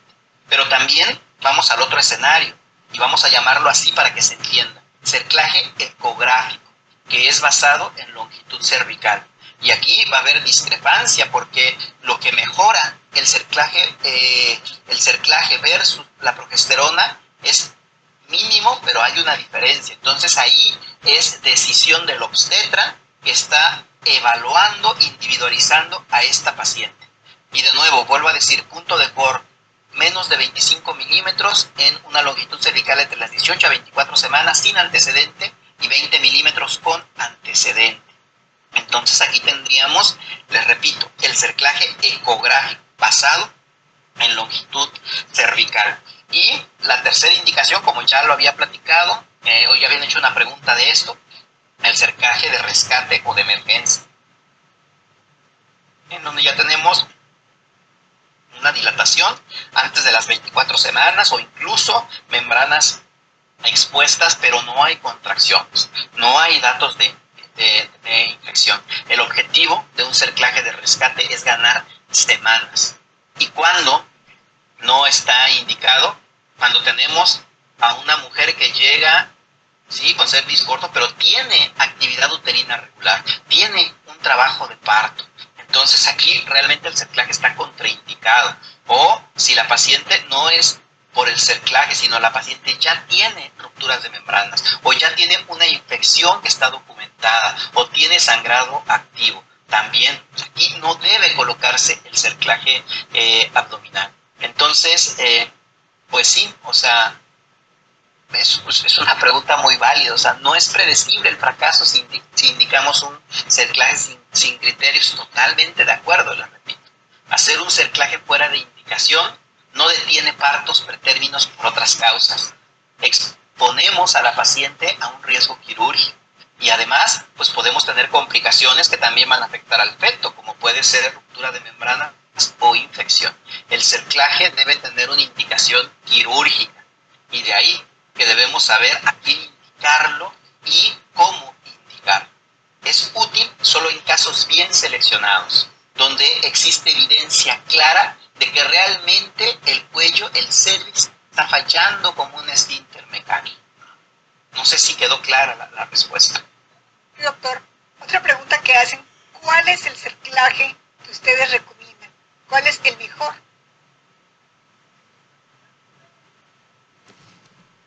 En lo personal, creo que el mejor cerclaje es el que más expertise tenga. En mi caso personal, por ejemplo, el cerclaje de Siroca o ¿es el nombre? Espinosa Flores. Espinosa Flores, efectivamente, lo vi algunas pocas veces y por lo tanto hoy no me animo a hacerlo. Entonces, el que más experiencia haya tenido, pues ese será el mejor cerclaje. No hay mucha diferencia entre un McDonald's y los demás. Tal vez la facilidad de la técnica se recurra más a él, pero finalmente no hay grandes estudios que puedan comparar uno con otro para decir este es el más efectivo.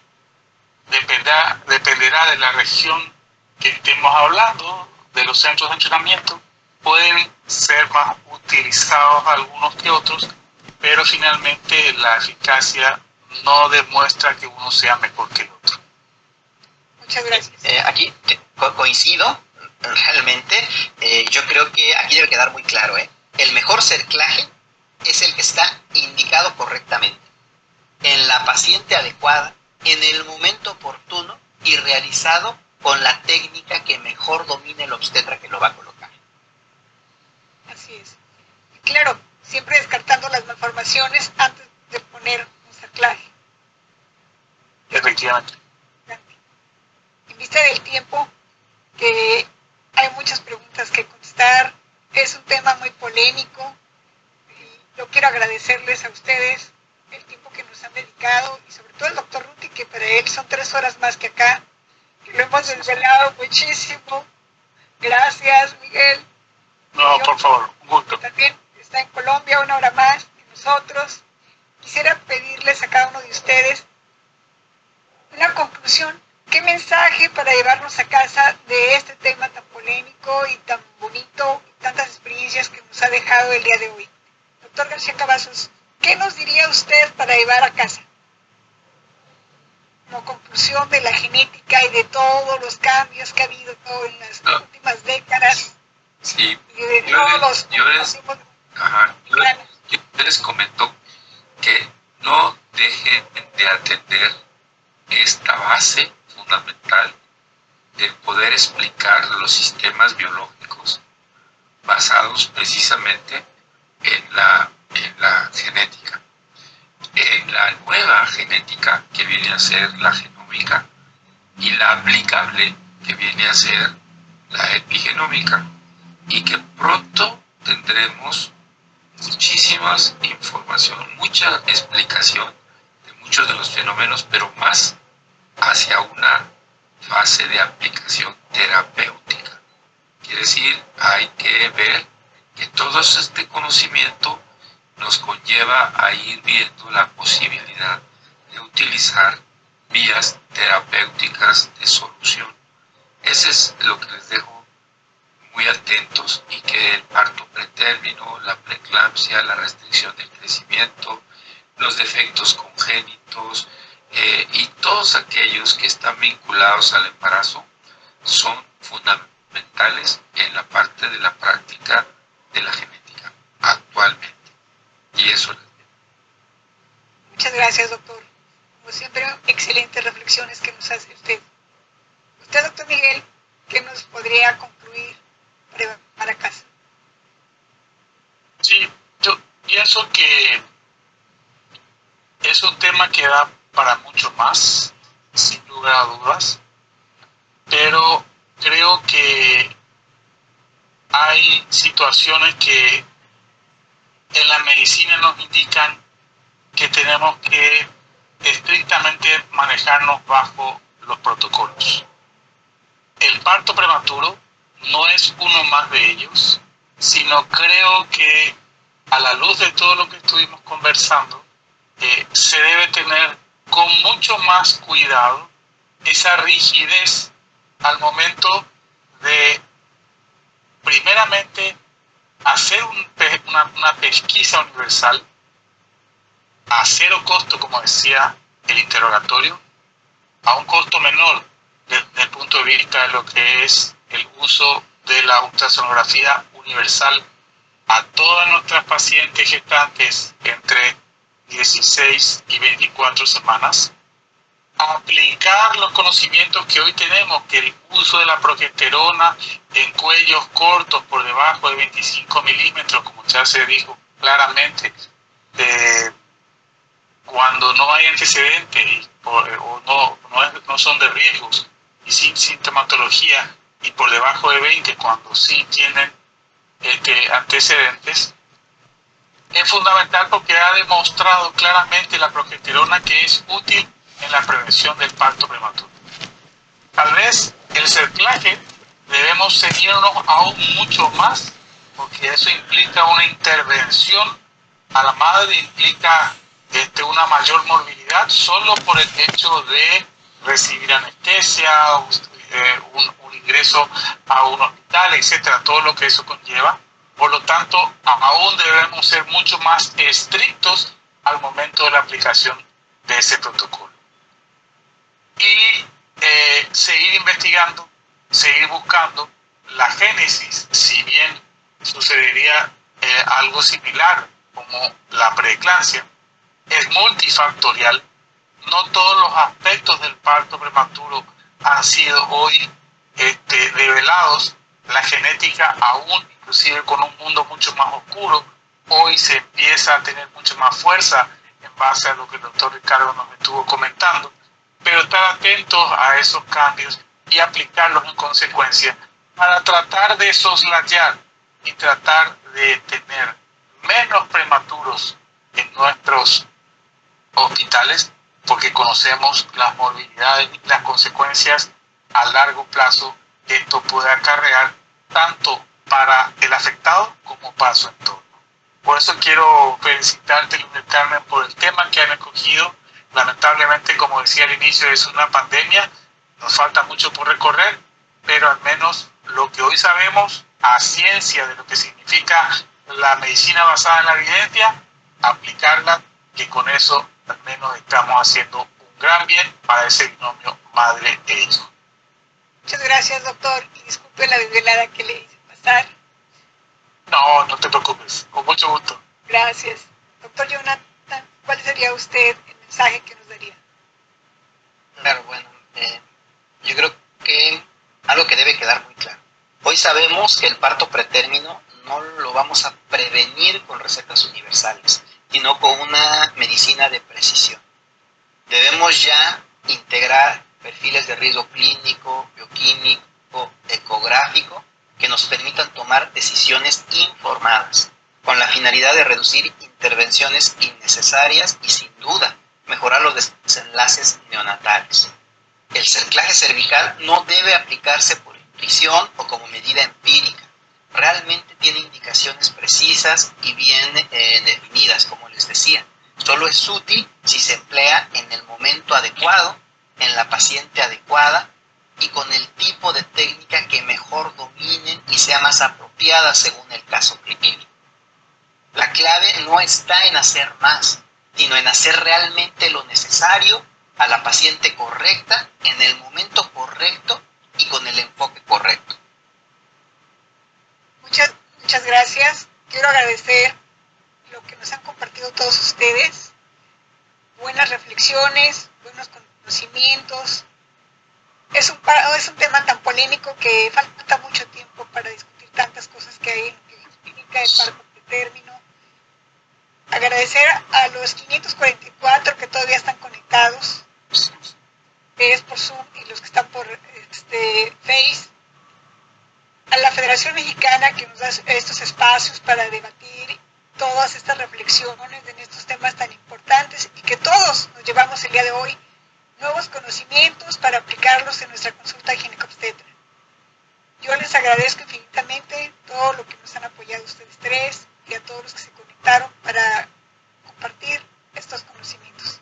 Agradezco también a la Federación, al ingeniero Ismael, que también siempre está atrás de cámaras y que no lo vemos y que siempre es una persona tan fina y accesible a darnos esos espacios. Muchas gracias a todos. Que tengan bonita noche. Felicidades. Gracias a ti. Hasta luego, muchas gracias.